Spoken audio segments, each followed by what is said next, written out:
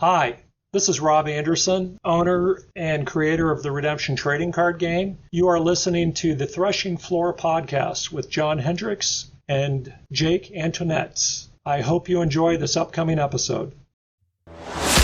Welcome to the Threshing Floor podcast, your premier destination for discussion and commentary on the Redemption Trading Card Game and its community.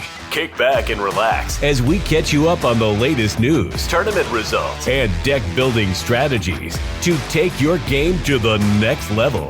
Now, here are your hosts, John Hendricks and Ager the Wise.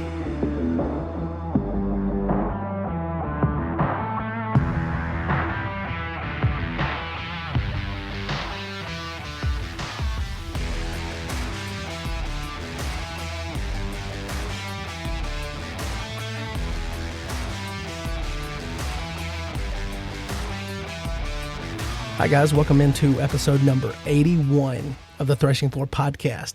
Nationals week is here. I'm fired up for Nationals. I can't wait to see all of you guys. I hope you are as excited as I am for the opportunity to, just hang out with our community and get to see what the new set holds in store for us and play some Redemption and see where the top players stack up. This is such a fun event every year, and I'm stoked that it's here. Finally, we made it through the tournament season, and now it is upon us. So I am excited to see you all in just a few short days. But this episode is obviously featuring an interview with Rob Anderson. You heard that at the top to spoil the big guest.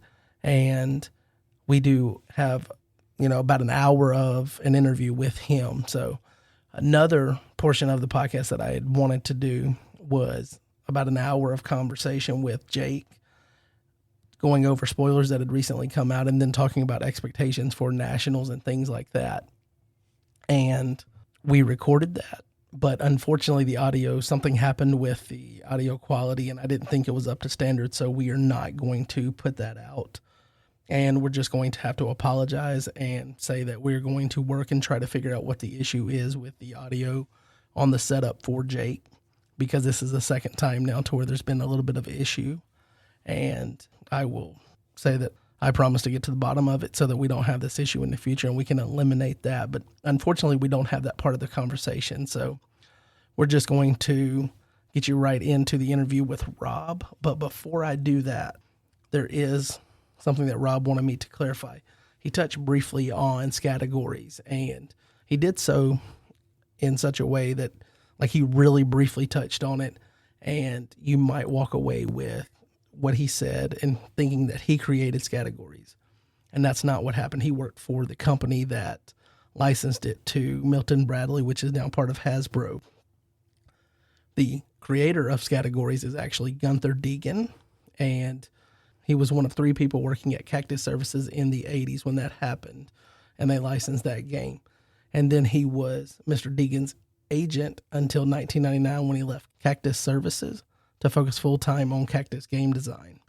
And then the other thing, there is a brief point in the conversation where we talk about The Chosen and Angel Studios splitting up, and he gave some details on that, and those details came from a YouTube video that he saw featuring Dallas Jenkins, the creator and director of The Chosen. So I will link that video below. But Rob wanted me to make sure those two clarifications were known to the listeners so that they didn't get misrepresented on that from just how briefly he touched on those and not went into great detail on them. But we'll hit you with a word about our sponsors, and then we'll get you right into the interview. Can't wait to see you guys at Nationals. Peace.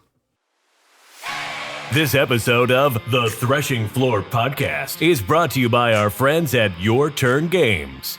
If you are in the market for singles or sealed product, you won't find a better selection anywhere else.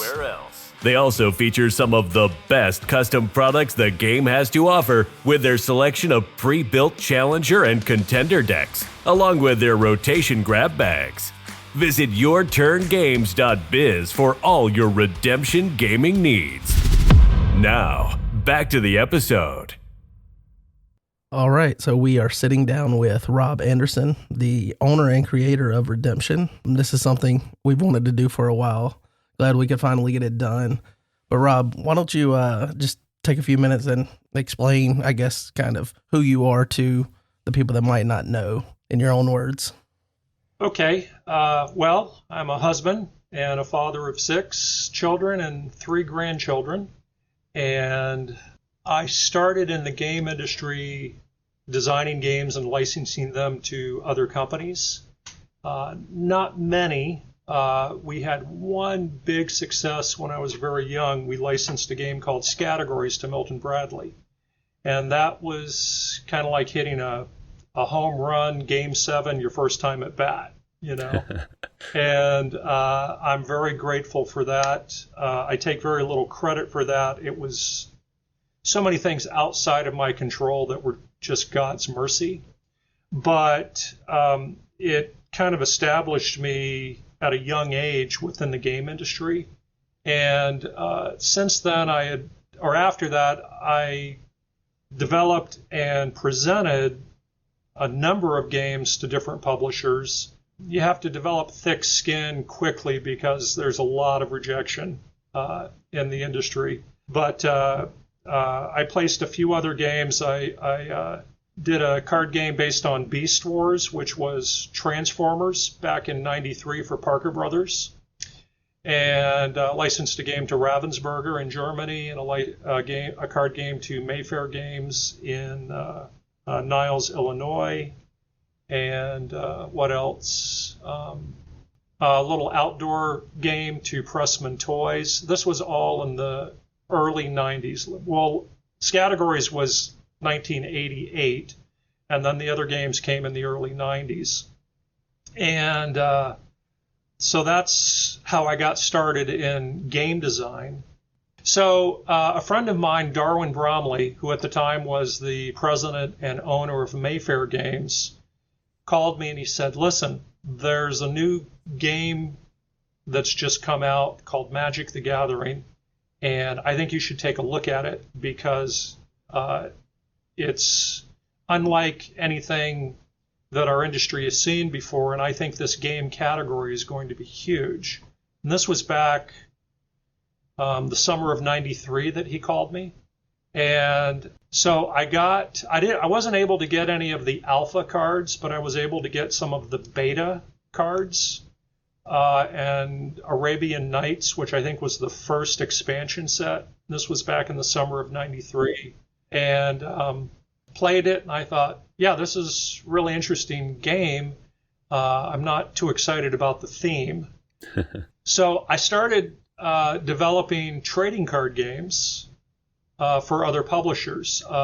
One design was based on Parker Brothers' game called Melbourne, which was a game about touring around the world and how the card interactions would work with that and all the different images of famous sites and things. And one of the games I worked on, and this was a pitch that I made to Flair Trading Cards based on the Marvel universe, was a trading card game based on Marvel. And what I did with that game, when I was thinking about it, I thought, I really don't want to see Spider-Man and the Hulk fighting each other. I want them to be fighting the bad guys in the Marvel universe. So that's when I got the idea of kind of having an offense, which are the heroes, and a defense, which are the bad guys. Flair ended up not wanting. They never even really looked at my design. I couldn't get very far with them. But in the summer of '94, so a year after I started thinking about trading card games, I was on a long drive from Florida back to Virginia Beach, which is where we were living at the time. And I had just presented Magic to a friend of mine down in Florida and saw his reaction. And I thought, there's a lot of Christian parents that probably don't like this kind of a theme of wizards casting magic spells. And the goal of the game is to reduce your opponent's life points to 0. That's not going to go down well with a number of my friends. So I was thinking, well, what would I want my kids to play? And I believe the Holy Spirit inspired me to develop a Christian trading card game. And that's how Redemption started, on a long drive in the summer of '94. Well, I'm glad that long drive happened so that we could get here. Well, and I'm glad that the Marvel trading card game idea started, because I don't know if I would have been able to get to Redemption without it. I think, I could be wrong, but I know at that time when Redemption came out, I believe that was truly innovative in the way that I approached heroes having one objective and evil characters having a completely separate objective, as opposed to the other games that are out at the time, like Spellfire and Magic and Jihad and all of these games, where it was kind of a mishmash of anybody could fight anybody, and the objective was just radically different than something like Redemption.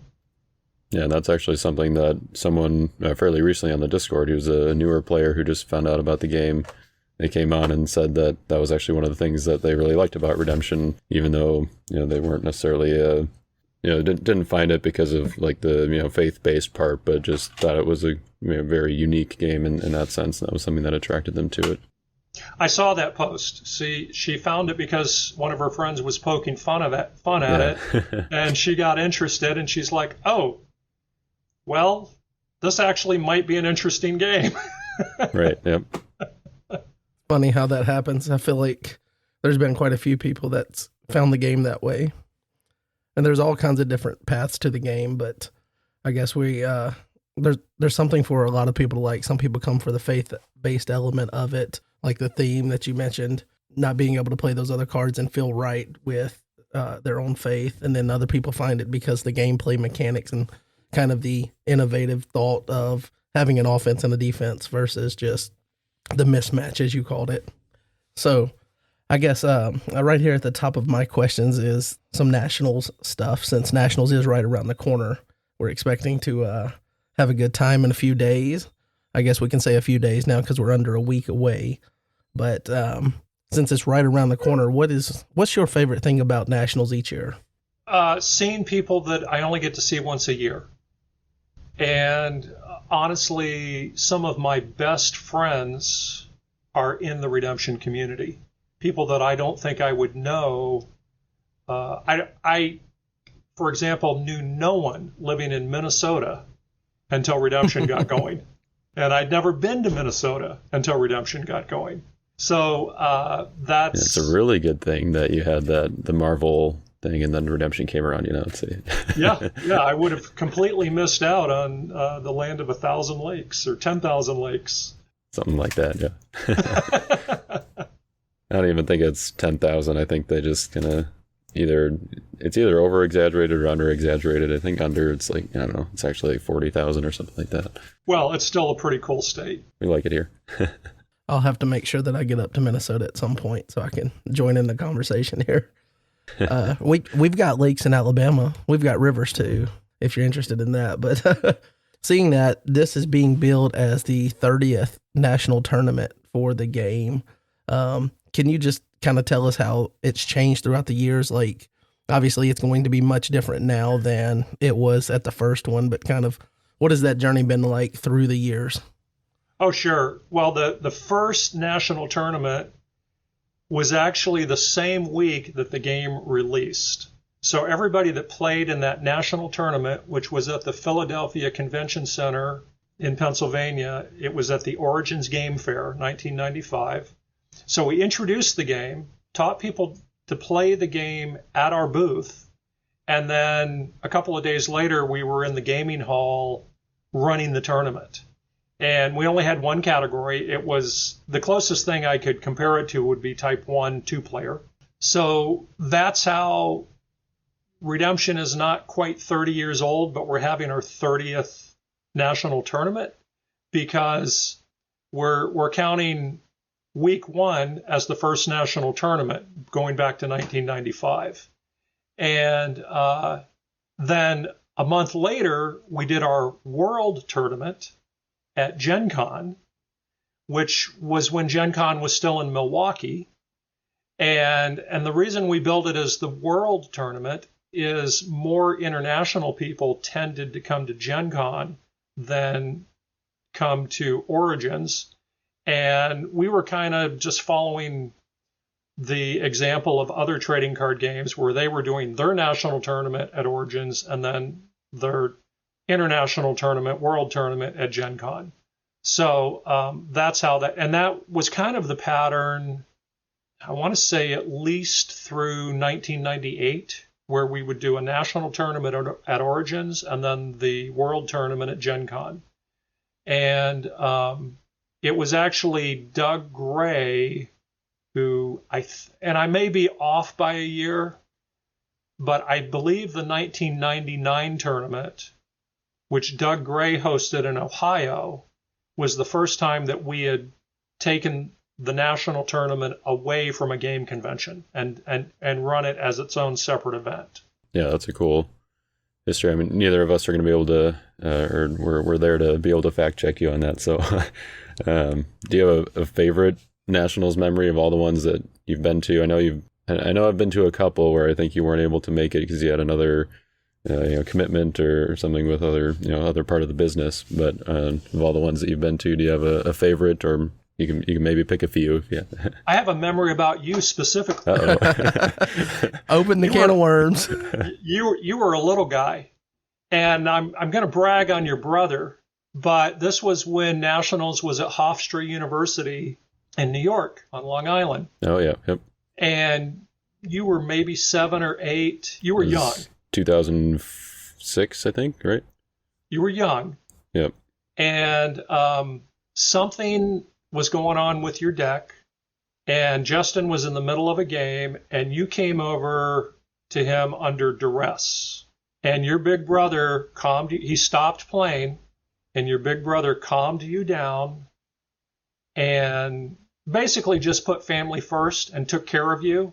Mm-hmm. And you felt much, much better after that. And I loved your brother for that. I saw that kind of from the side, and I just thought, I really love the Allstad family. I think your parents might have also been at that event. Yep. I met them at least once, and I think it was that event. But yeah, so that's a happy memory for me that directly involves you. So I honestly can't say that I remember that, but I don't doubt that it happened. At the top of this, you talked about kind of how it came about that you designed the game of Redemption. You kind of went through a few different avenues before you settled on the product that became Redemption, or the game. So 30 years ago when you set out and you ended with, hey, here's this game of Redemption, did you think it would last this long, or that it would keep going? I was hoping for about a 3 to 5 year life cycle, which is normal for most games. To get past that 5-year hump is a big deal in the game industry, because there are so many games that come out every year. And if you just think about going back to maybe 1997 and 1998, there were so many trading card games hitting the market. There was Overpower and Star Trek and Star Wars and Legend of the Five Rings and Aliens versus Predator. I mean, I can't even remember all the games, but I want to say around 97 or 98, there were like 50 to 60 games that hit the market in a 12-month period. And it totally saturated the hobby game market, the game stores and the comic book stores. That was kind of when I made my decision to pull back and really focus all of my energy and resources on the Christian bookstores, because I could go where those other games could not go.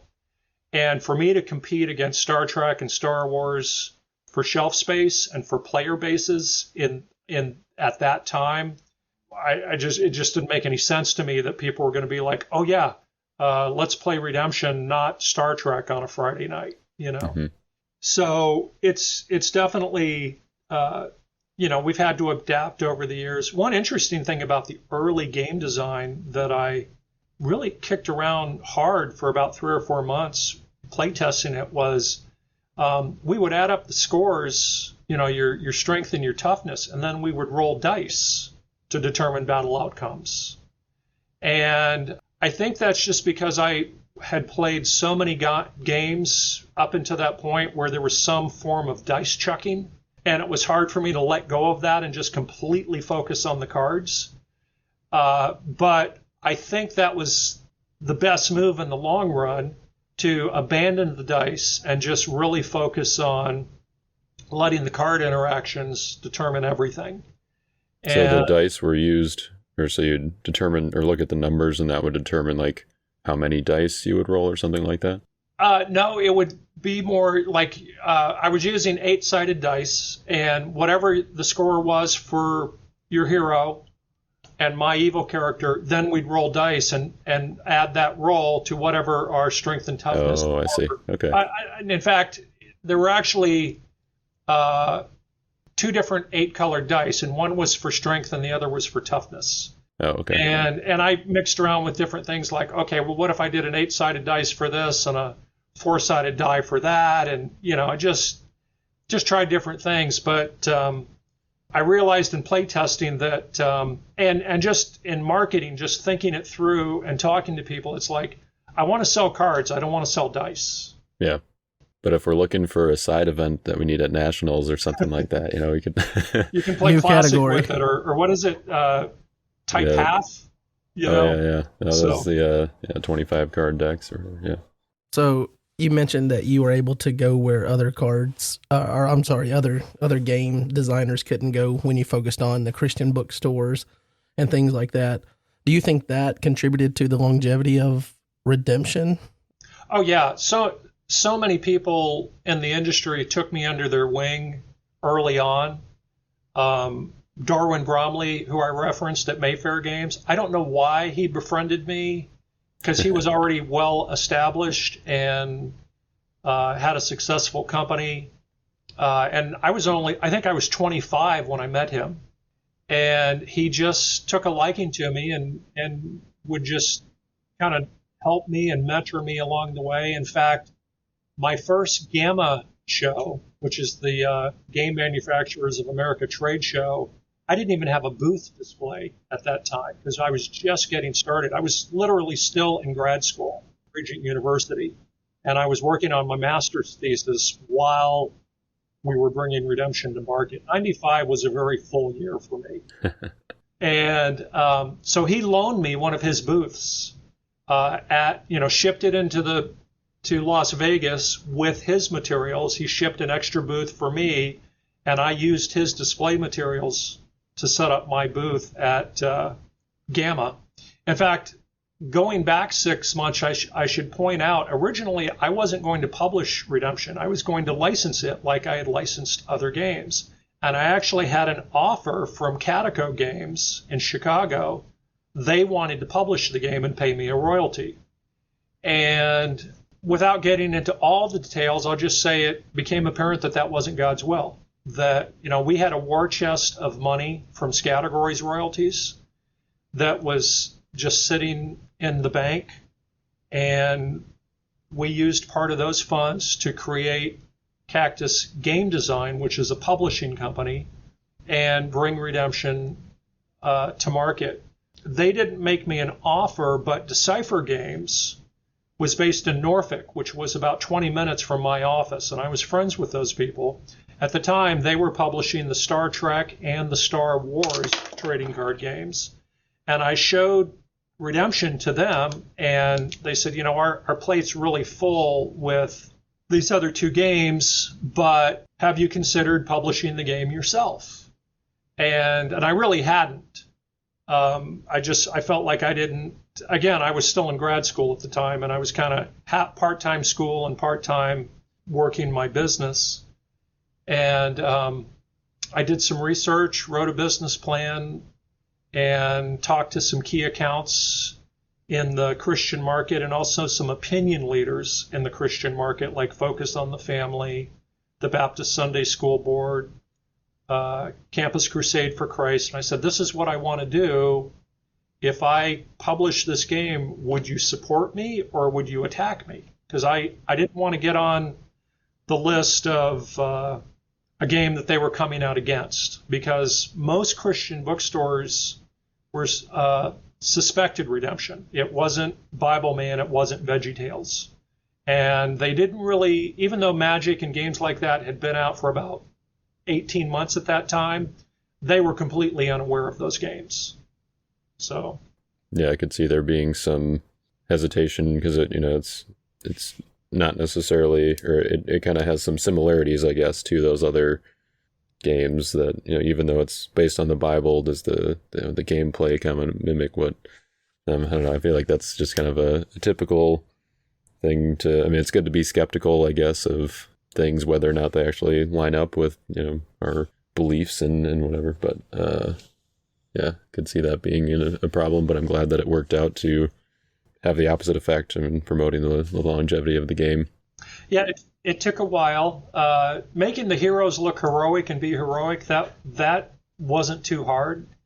It was the evil characters and the evil enhancements, because we didn't want to portray evil as not that evil, but at the same time, we didn't want to scare everybody. Yeah. And some of the early card titles, I'd like a do-over on. Mm-hmm. One Crimson Brigade character from the Book of Revelation could have been better named. Yep. And but probably not even podcast friendly. I don't know. But yeah, it's ironically, the first year I sold more redemption cards in the hobby game market than we did the Christian market. It took a long time for the Christian market to adapt to it. And it wasn't so much, because I did 6 months of trade advertising to the stores promoting redemption before and after it came out, and very little response. But I started doing consumer advertising in publications like Brio and Breakaway, which were published by Focus on the Family to teenagers and pre-teenagers. And suddenly a 12-year-old boy or a 14-year-old boy was coming into a Christian bookstore saying, "Do you have redemption? I've got money to give you." That got the store's attention. The trade advertising, it's like it didn't even happen. The consumer advertising, with in particular teenage boys coming into a Christian store looking for something and ready to hand over their money to get it, that got the store's attention. Yeah. Over the course of the 30 years since you had that idea and it came, you brought the game to market, and, we talk a little bit about the longevity of it, but obviously there's been like significant changes with the game and things. Obviously the gameplay itself has, I guess, probably gotten a lot deeper than it initially was. Instead of numbers on numbers, you have actual abilities and text on every card. Were those changes and like the depth of the strategy of the game, was that something that you expected to happen as the game progressed, or did you think that initial kind of design of what the game was is what it would always be? I knew that it would progress. When I would go to, I knew the game had to be easy to get into in the Christian market, and I was really trying to satisfy two different end users at the same time. The gamer, who already knew how to play games like Magic and Spellfire and things like that, and then the Christian consumer, who knew how to play rook and spades and things like that. I can't tell you how many times early on in the early 90s, I would go to a Christian music festival or a homeschool convention or things like that, and I'd be sitting down with a young boy, maybe he's 9, maybe he's 10. He doesn't know how to shuffle cards, which means he's not ready for an extremely complex game, because he's not ready for that. So we tried to add complexity, and maybe complexity is not even the best word, but we tried to make the game more interesting and more diverse in terms of options with each expansion set. But for the most part, through Prophets, Women, and Warriors, I was the main guy on the game. I had a little bit of help, but mostly I was the only one doing 95% of the content for the game. By then, we'd built up a player base, and I started to recruit people that were breaking the game, like Justin, your brother, and thinking, now, how is Justin going to use these card combos to make the game no fun for any opponent? I need to recruit Justin as a playtester, and Brian Hake. And it's interesting because, redemption is something completely different when it comes to games. I mean, I'm going to say this sincerely and humbly, but redemption players are praying for me, praying for the game, praying for its success, praying that it brings people into Christian community. And that's something special. That's something that God did, not that I did. I'm not clever in that way, and I'm not trying to manipulate people in that way. It wouldn't even occur to me to try and manipulate people. But it just kind of happens, and people have come along, and some people were very involved in the game for years, and then their kids aged out and they kind of moved on to other things, and new people have come in. And there is so much selflessness in the elder community. People not even wanting credit for all that they're doing. They're just behind the scenes, and most people don't even know that they're there unless they're really involved in the community. They don't know how much Joe Schaefer does. They don't know how much Marcus Parker does, or Gabe Isbell, or Jaden Allstad. They just don't know, And I would say, I don't know, probably with the early church, I stopped being the main person on the game. And other people started to take up the mantle and really develop the cards and think it through and think about the game more than I think about it, play the game more than I play it, promote it more than I promote it. And they're just doing it out of love for games, love for the Lord, love for this community. And the game wouldn't still be around if it wasn't for people like that, because I don't have the time to do it all. I've got all these other, well, your listeners can't see all the games on the shelf behind me, but I've got a lot of other things going on with toys and games. And but if anything I do, nothing has the ministry impact that Redemption does. And I just give praise and glory to Almighty God that it's being used, and that people like Chris Fashman, they just will not let the game die. Thank you, Chris. Keeping us afloat. Yep. So you kind of answered the next couple of questions I had here.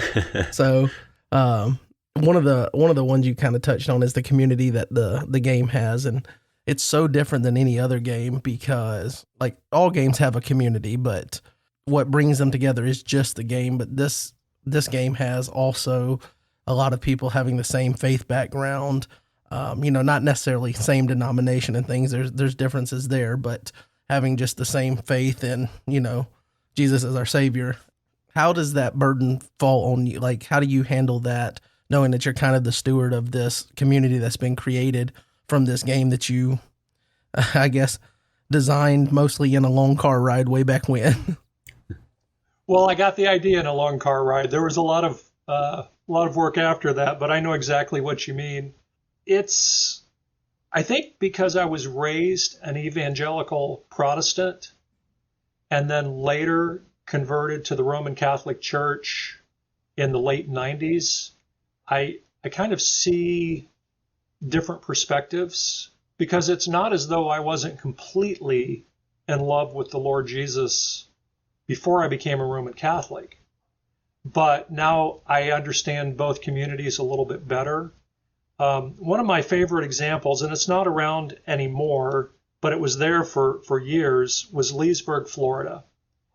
And Ken Shartle was the youth pastor at First Presbyterian Church of Leesburg. And First Presbyterian and First Baptist and St. Paul's Roman Catholic Church in Leesburg, all three churches had redemption play groups. And they would take turns hosting tournaments. And that got those communities together in a way that I don't think they had gotten together, at least the youth groups gotten together previously.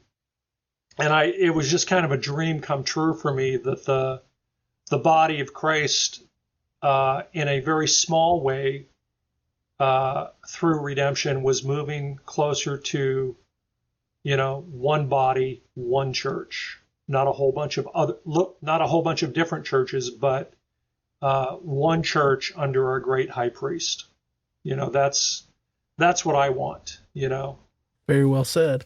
While talking about the fact that the game has lasted for 30 years, there's obviously probably been some difficult times. Like I know that in the past it said that the Warrior set kind of saved the game because it allowed you guys to make money. A lot of cards sold and a lot of interest got generated in the game.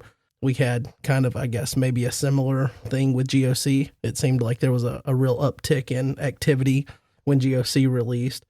But from the outside perspective, and I've only been around since 2019, but when I first got into it, that next year was COVID. And it seemed like COVID, having to move around that nationals and things, seemed like with the low numbers that turned out at nationals, and even the year after that, that maybe that was kind of signaling toward the end of redemption, possibly. Did you ever have thoughts that might be kind of what did the game in?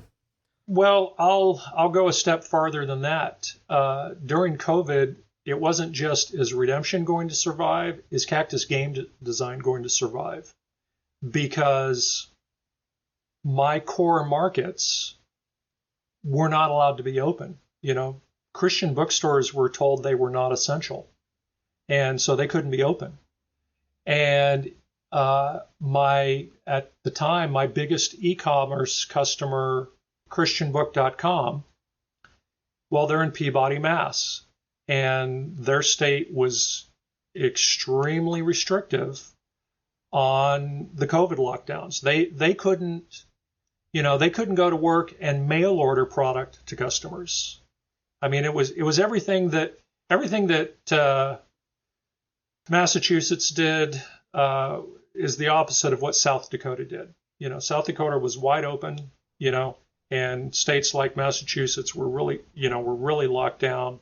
And in our little community here in Hayesville, we never missed a day, but we're a family business. We own our own warehouse. I'm like, we're not going to quarantine at home. We're going to go to work. Quarantine at the warehouse. Yeah. Yeah, exactly.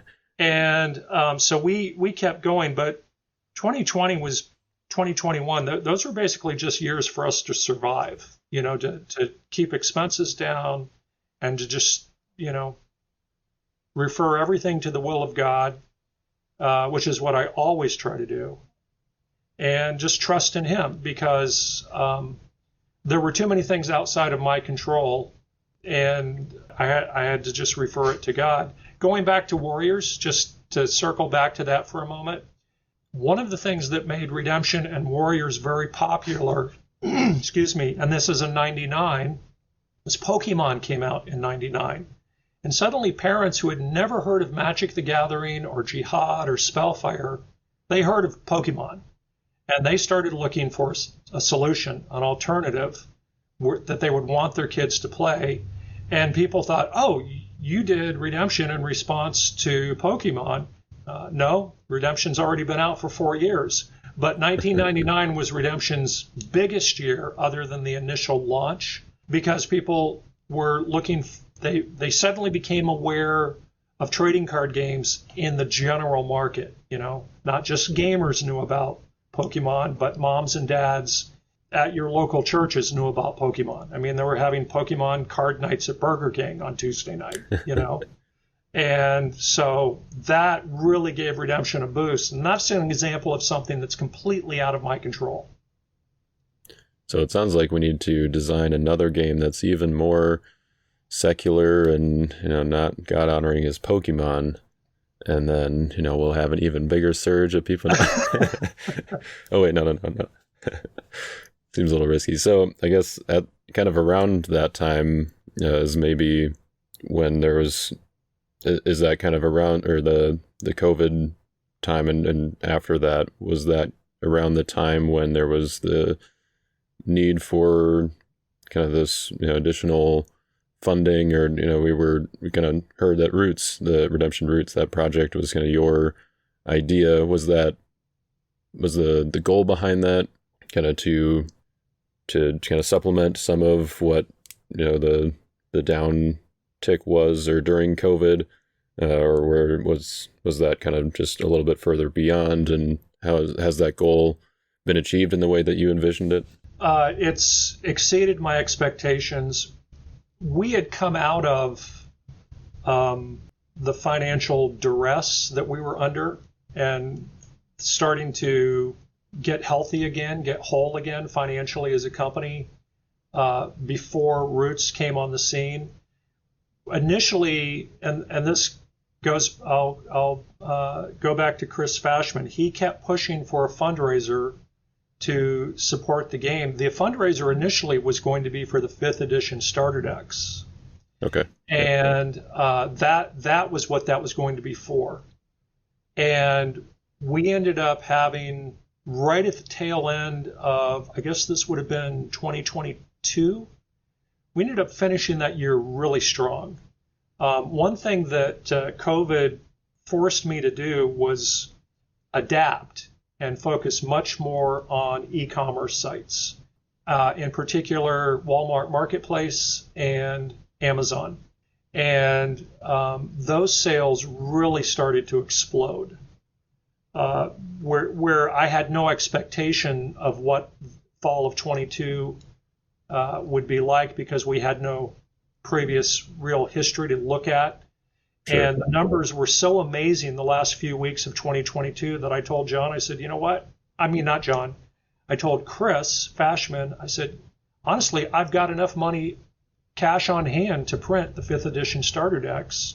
I said, but the community is getting really tired of opening card packs that have these classic cards in them. Can we do a fundraiser? Can we try a fundraiser? And I didn't know if it was going to work. In fact, I had serious doubts that it would work, although I shouldn't have doubted our community. But the reality is, I didn't think that you fans would respond the way that you did. You print some shiny full art cards, and we're all over those now.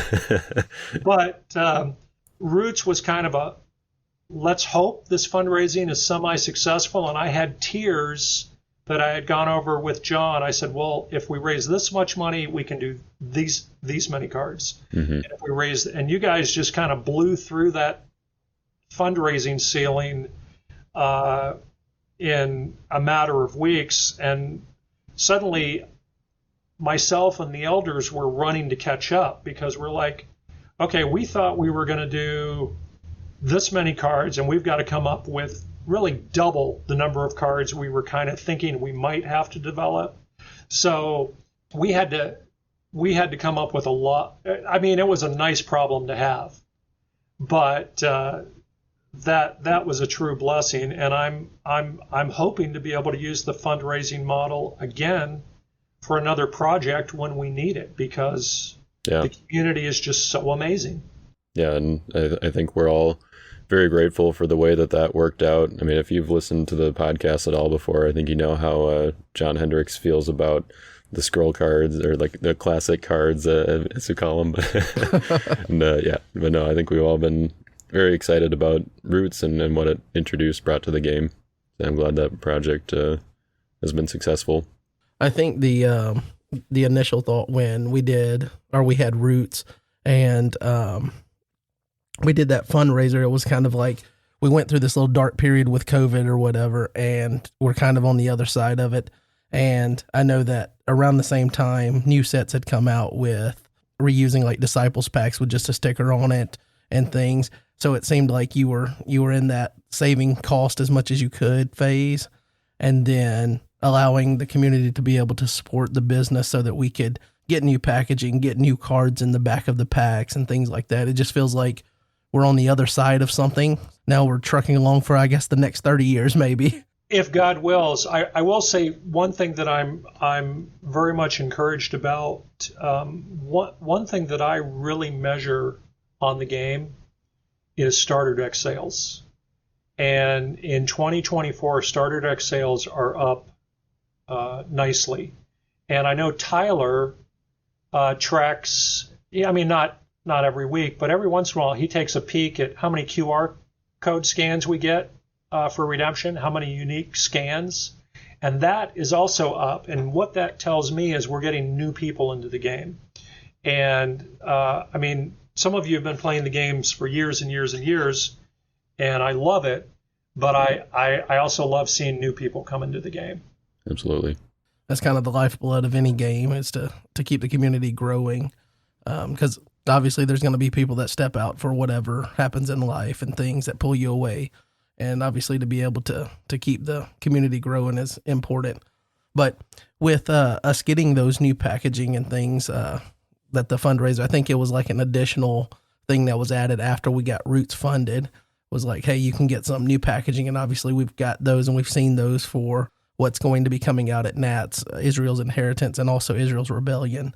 Is having those unique packaging and product codes, barcodes on them, is that going to allow you to get that into any new places? Is there plans to kind of spread that around? You mentioned you were doing e-commerce things. I know one of the big things that people always talk about is it'd be really cool to have redemption at like the Ark Encounter and the Bible Museum, things like that.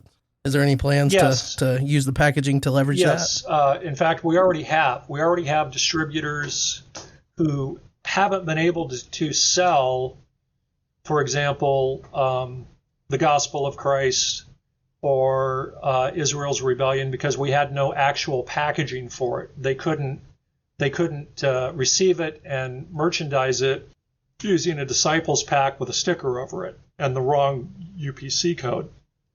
So now I'm getting orders from our distributors and from our e-commerce sites that are selling it, that weren't selling it before. And I believe Museum of the Bible, they're not too heavy on the expansion packs, but they're pretty consistent on the starter decks. And I think what happens with a customer at the Museum of the Bible, because that's kind of a destination, the starter deck plants the seed, and then the customer goes back to their hometown, gets interested in the game, and buys the expansion packs later. It's not like that's their hometown store in most cases. Yeah, that makes sense. So we've talked a lot about the past, kind of where redemption came from and how it's transformed over the years, and a lot of things in the last few years. Kind of now, if we transition, I guess, looking ahead to the game within the next few years, what are your future hopes for the game? Where do you see it heading? Anything stand out in particular to you? I think we can reasonably expect to continue to do one expansion set a year.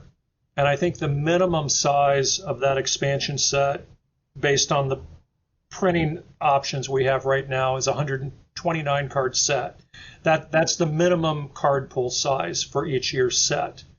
Now, we can do bigger sets like we did with Lineage of Christ and Gospel of Christ and so on, but they take longer to develop. They take more play testing, and with where the elders are the last couple of years, some people stepping up, some people stepping back, we're kind of focused on 129 card sets like we've seen with Israel's Rebellion and Israel's Inheritance. So I think we can at least count on that.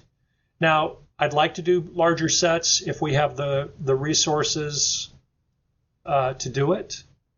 And although it's not like a card set that's twice as big sells twice as much, so there is some economics going on there.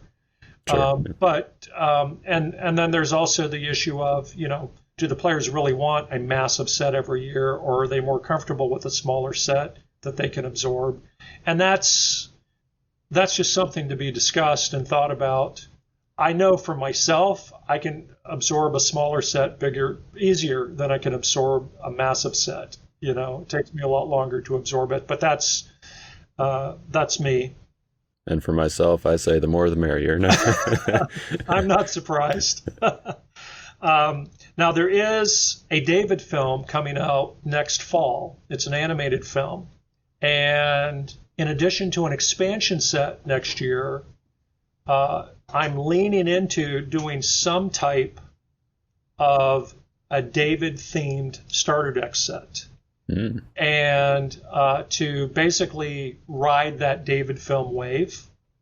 Okay. Now, that could either be licensed from Angel Studios and Slingshot Productions, who's producing the film, or it could just be something that we do on our own, but it's emphasizing the David theme.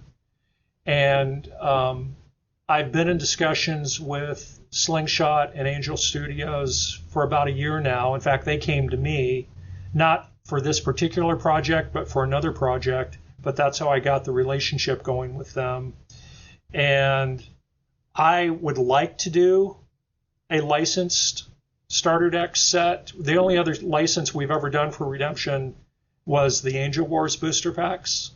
And I'd like to do a licensed starter deck based on the David film. The ball is in their court.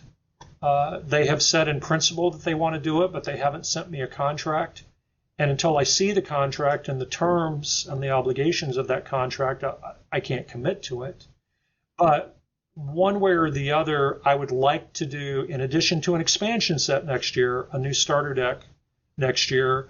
It's really not intended to be a starter deck for the John Hendricks and the Jaden Allstads of the world. It's to invite new people into the game, fans of the film who might be introduced to the game by something that's not too hard to get into right out of the gate, and get them up to speed on the game, and then we can show them what else the game has to offer. But this would not be a deep dive, intricate starter deck set. It would be something for basically people who've never heard of the game, and it would be an outreach to try and cast a wider net.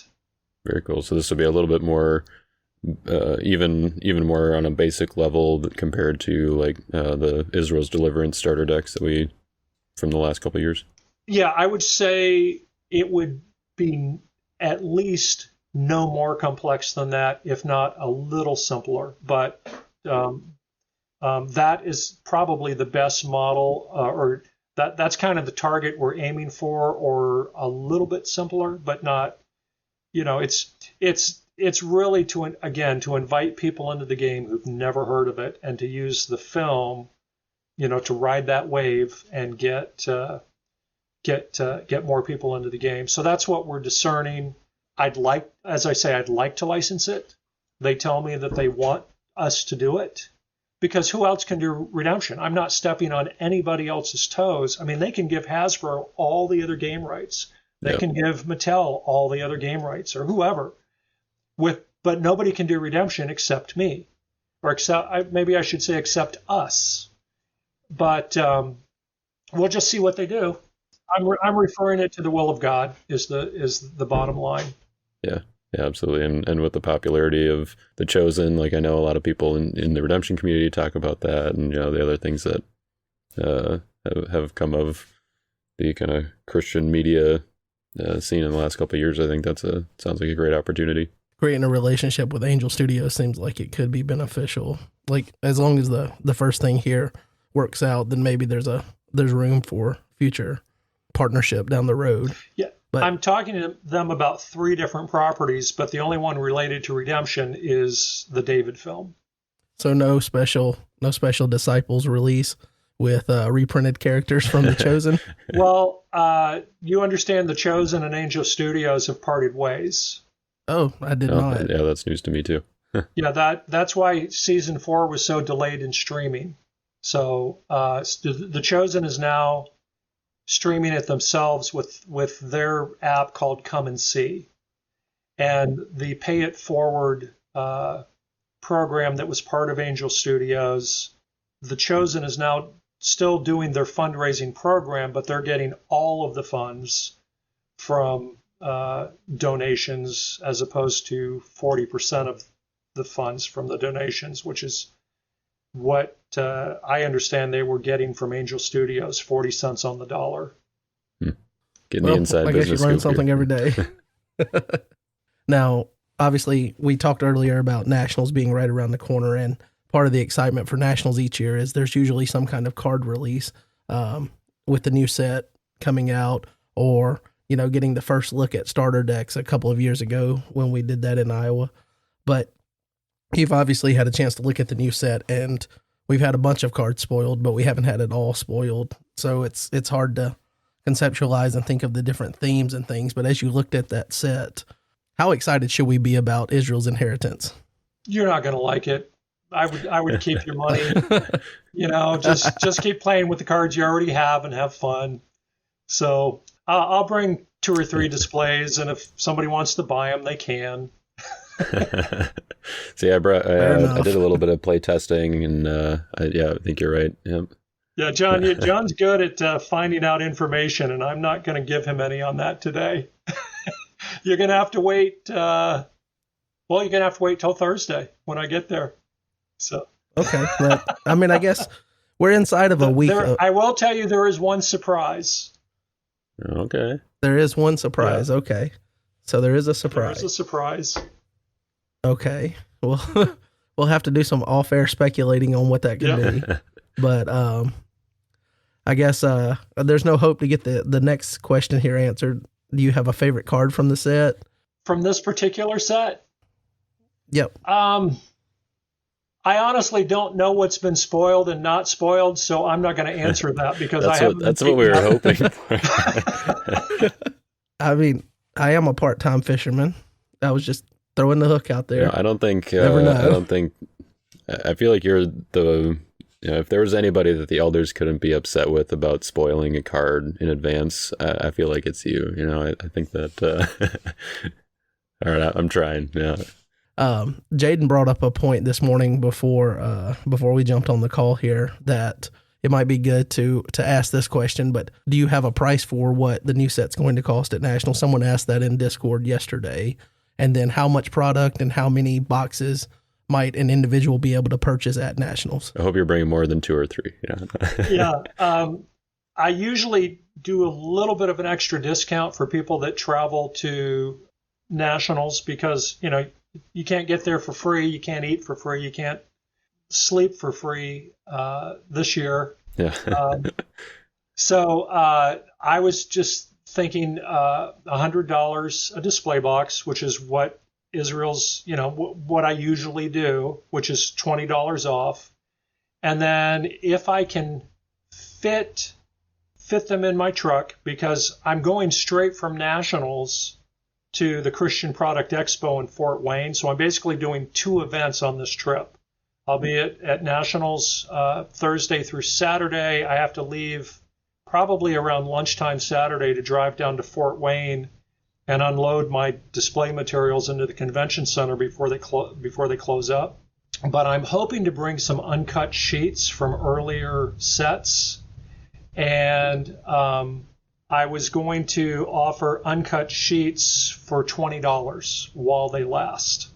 Cool. And if people want them, if you know you want one, you probably need to bring a tube to roll it up in, because I'm not going to have room to bring 50 tubes in my truck, So, but yeah, there'll be a surprise in the set. It'll be $100 a display. I'm probably going to have to cap a limit of no more than 2 displays per person based on the number of people that Jay told me he's expecting. But we'll see if that changes between now and Nationals. If we get more people at Nationals than Jay's projecting right now, I may have to limit people to 1 display until Saturday so that everybody gets a chance, especially for those people that only come on Saturday. Mm-hmm. But if people want to buy 2 displays, I'm hoping to be able to bring enough product to do that. We haven't had the cards that long, and my son Paul has been making them as fast as he can, and Susan and I are helping him here and there, but we've got so many other things going on that are not redemption related that we can only do so much. So. And so it sounds like Paul's the real MVP here. We should give him some shout out or some applause or something. Yeah. Well, and I'll tell you, honestly, that's another blessing for redemption that I didn't see. Paul's autistic.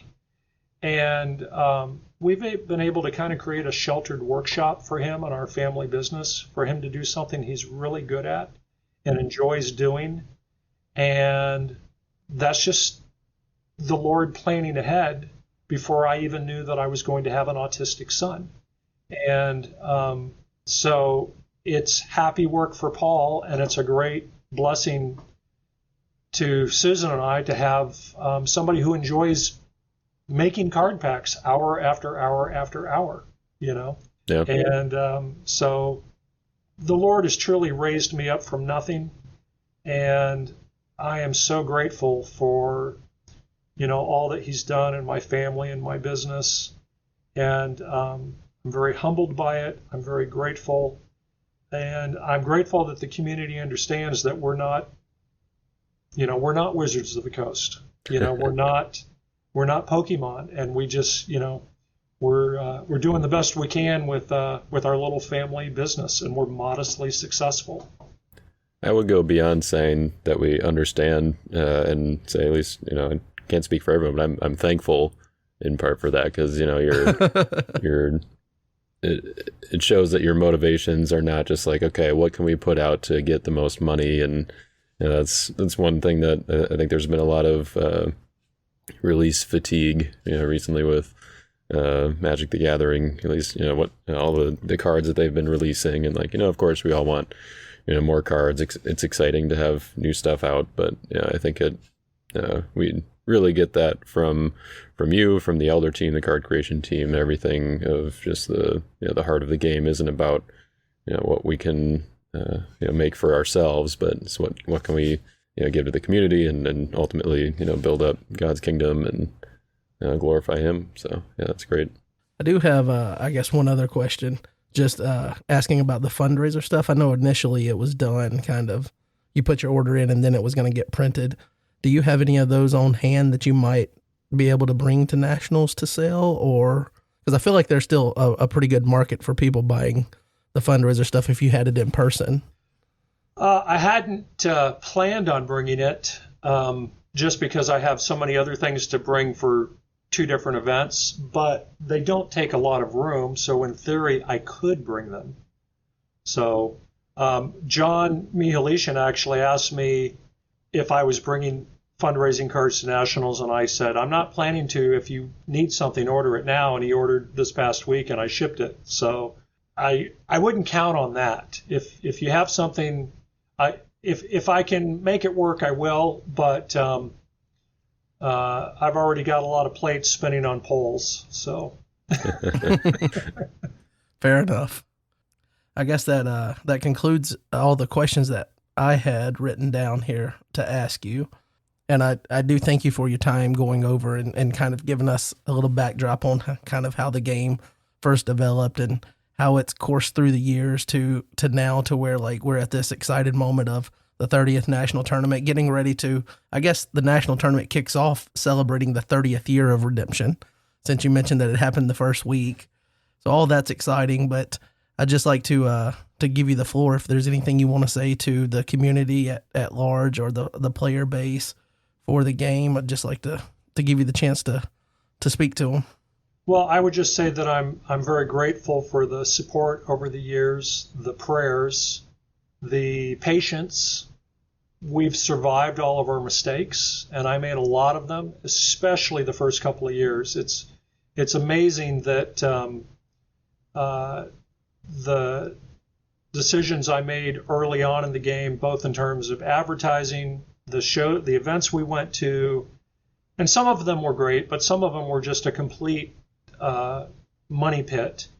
And we survived all of those mistakes, and by God's mercy, we're still here, and not here, but even growing modestly on the 30th year. And that really speaks to the community and to God's mercy more than it speaks to me. I'm probably in this whole thing, I am the least of God's servants as it relates to redemption and really to the church overall. I am the least of its servants. And in spite of my inabilities and weaknesses, the Lord just steamrolls all over all those issues and uses this game to bring people together. Some of my, as I said minutes ago, some of my best friends in the world are because of redemption. We have marriages because of redemption. You know, husband and wife met one another at redemption tournaments. And both my sisters. Yes. Yeah. And they're not the only ones. Yep. And so I just think the Lord is such a great dad. And we're all his children. And I guess I would say what Mary said to everyone at the wedding feast of Canaan. Do whatever he tells you to do. You know, and that's what I want. I want to do whatever the Lord Jesus commands me to do. I think that's good advice for all of us to take. Yeah. So no wiser words to end on than that. Thanks for listening to this episode of the Threshing Floor Podcast. Help us grow our community by leaving a rating and review wherever you listen to podcasts. While you're at it, be sure to subscribe or follow so you don't miss the next episode. And we'll talk to you next time on the Threshing Floor Podcast.